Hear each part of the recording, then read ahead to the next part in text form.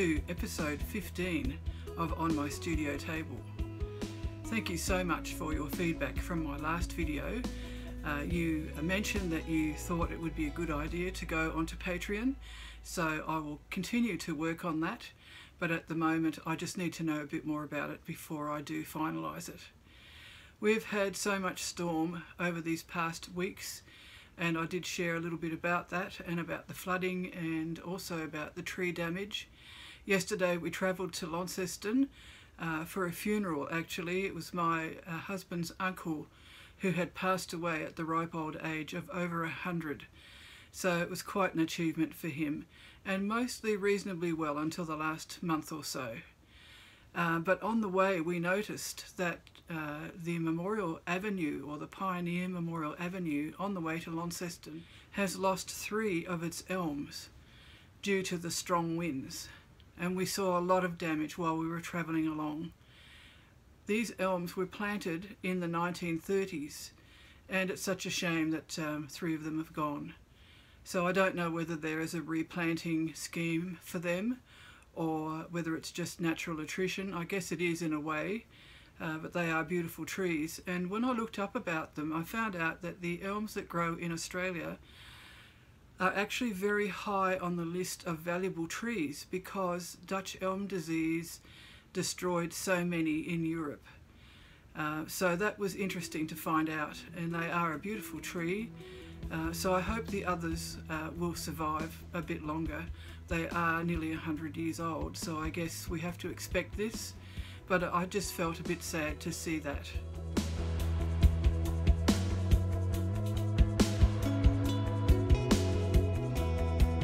Because it's spring here, when the days have been reasonably settled and quite warm, I've been outside with my husband planting some things, but also on my own with things that I'm physically able to do. So that's been a real joy. Because it's a new house, there wasn't any garden, of course, and we've gradually been establishing it. So we've established a small orchard area. We've also started a small native garden, and at the front I've planted some bushes with a white theme, which I'll show you in more detail. Yesterday after the funeral we went to a shop to buy some plants and other things, so I did buy a few more which I'll be putting in probably tomorrow if the weather allows me. And it's just so nice to see things developing. We've also got plans to put in a small grove in the front of the house just past the garden bed that I'm sharing with you today. I have 2 Japanese maple trees that one of my sisters gave me, and a silver birch, which I think would look lovely together. Maybe I'll get a couple more silver birches, I'm not sure yet. But they remind me of my childhood in Canada.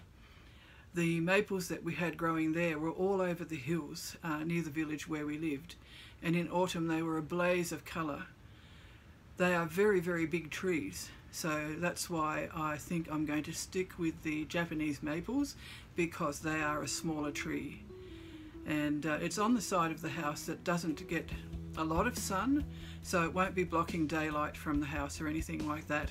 And being deciduous, they will let the light through in wintertime, which is a bonus. Spring encourages you to get outside and into the garden, I find. And so what I've done is I've actually put some plants in the front garden bed, which will give me lovely display of white flowering blossoms, and some of them are in bud already, as you'll see from the photos.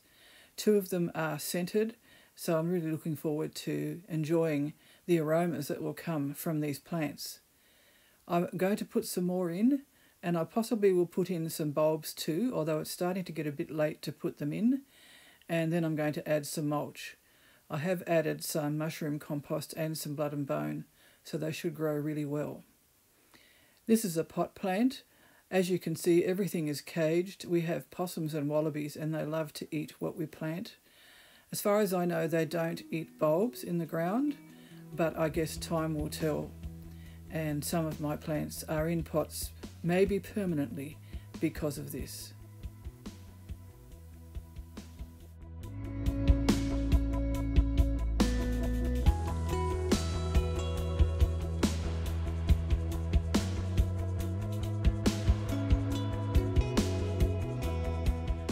An exciting thing that has developed, and which I shared with you a few videos ago, is that our land is now designated as land for wildlife.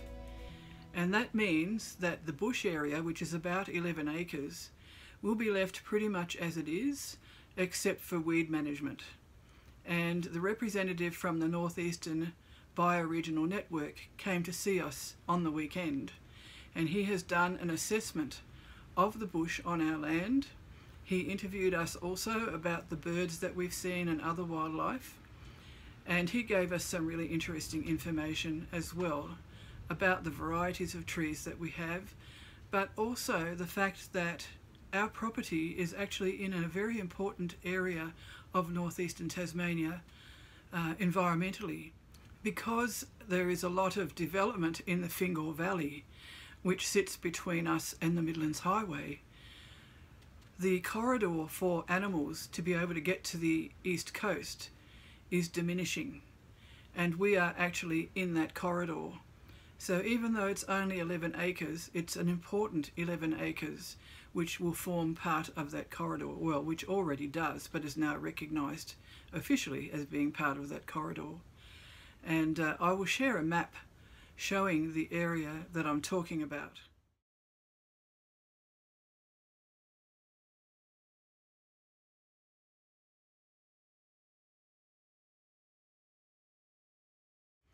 We have a sign which I also shared in an earlier video, and my husband was going to put it up today, but it's way too windy and it would be quite dangerous to be in the bush, so we'll just leave that till the wind settles down.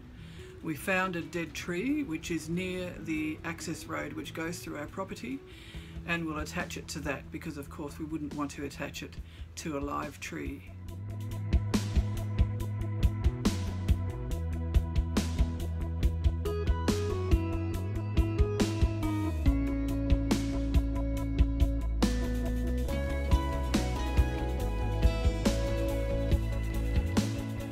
One of the things that I've been working on, if you've been watching my social media posts, is a triptych.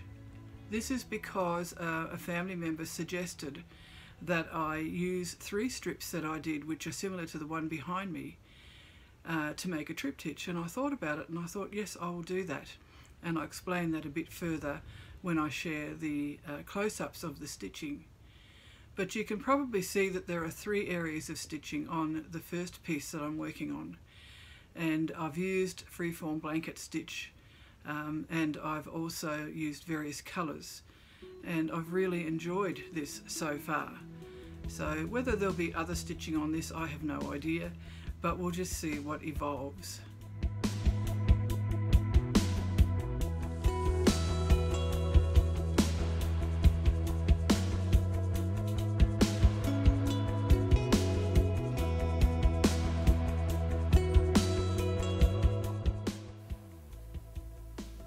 This is the wool fabric that I mentioned on social media that I'd like to turn into a triptych. This was a suggestion by a family member and I thought it was a really good suggestion. So I've started to add the stitching, and I'm really enjoying this part of it. It will take me a while, but I don't mind that. In fact, I often don't want things to finish too soon because I enjoy the process so much. So I've used an onion skin print as the basis for the inspiration for the stitch. And I've just used freeform blanket stitch, which I learned from Catherine Chambers of K3N Cloth Tales, and I'll leave the link below to that video. And then just adding different colours as I felt they suited the piece.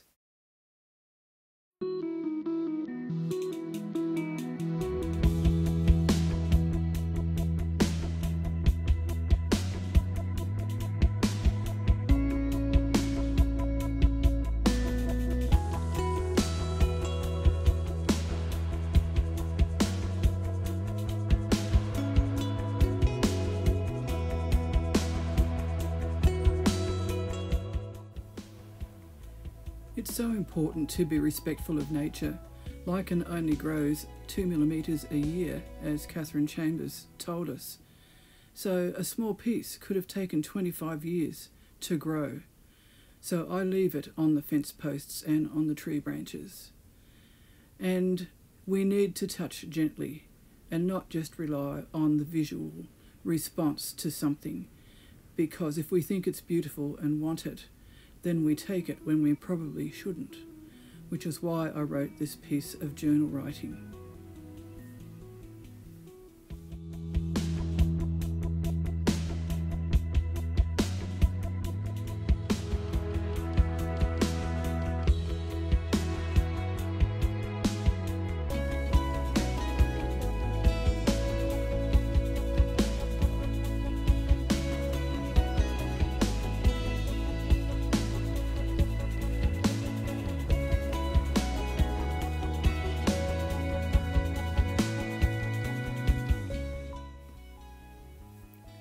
I'm really pleased to be able to share this pair of artworks with you.